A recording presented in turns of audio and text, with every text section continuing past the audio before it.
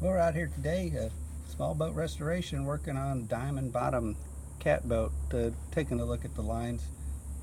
These lines came off a 17.5 foot catboat. They were taken in off a half model from the Newport Yacht Club, 1953, drawn by Howard Chapelle.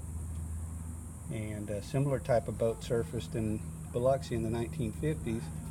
Reports have that it was cross-planked, made out of cypress. So we're looking at these thinking maybe it had this kind of whole design, or if you're looking at it from the front, look like that. There's your view looking at it as it pulls away from you.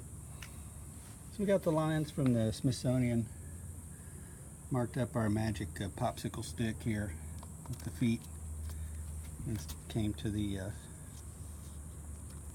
plans and started taking measurements at each station starting from the bow, 1, 2, 3, all the way to the back, 17.5 feet.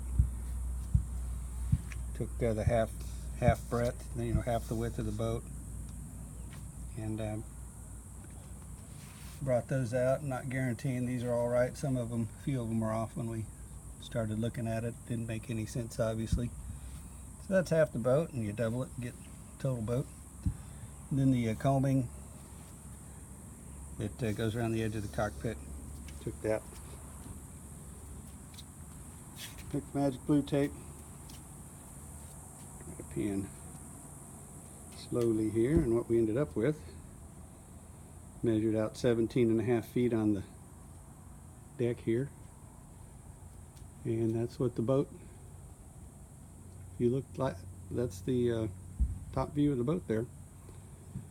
Catboats are known for a design characteristic. Usually the beam, they're about half as wide as they are long.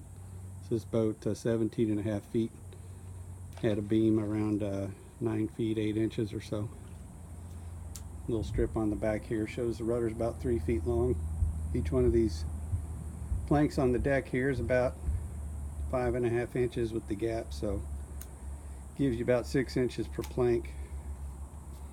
Put the chair there to get an idea how wide it is. Nice wide cockpit. Usually a couple of kids would race these. So they're heavy boats, went fast, or flat. Centerboard. And for the planks, being cross-planked, planks would have run kind of like this underneath. Probably, we're guessing probably used a 4-inch plank or so, maybe 7/8 inch thickness, out of cypress with the longleaf pine keel, longleaf pine spars. So if every 2 of these planks is 12 inches, you'd have about 3 planks per foot instead of about the 2 that it showed here. You get her planked up, jump in, and off you go. We've never owned a catboat or built a catboat, so it's just kind of a little different sight picture when we're looking at it. Looks kind of short and fat to us, but that was their beauty.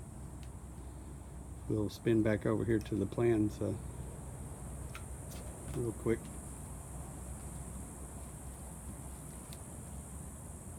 Let's see, here's the water line. This much of the boat would have been here. It's kind of like the wooden sunfish in a way, with this hard chine, one plank around the shear. And one of the gents we talked to that raced them says it didn't have much shear, so if you look at the top here, it doesn't drop down much. It only drops down about 6 inches or so, then comes back up. So kind of flat and wide. I don't know if this would justify the skimming dish definition, but once it starts to keel a little bit, or heel a little bit, this chine, if you get it far enough over, it's going to dig in, and you have a pretty good bit of boat in the water there. Got a centerboard, triangular, swing down this way, stick up pretty high in the boat. But centerboard, probably 3/4 of an inch or so. Maybe you bump it up to 1 inch to give it a little bit of weight. And Centerboard case on either side, so you only have about, add an inch just for fun, you only have about 4 inches or so taken up in the middle of this boat, so you go up either side of it. Catboats, the master stepped way up front, so it'd be up here around station number 2 or so, about 2 feet back from the bow. So let's see, in my skipper's chair here, jump down, sitting inside the cockpit, leaning up against the back combing, and this is what we'd you see, put my foot out here, my foot. So it's a pretty big boat. I guess if it's almost 10 feet wide, it'd have to be pretty big.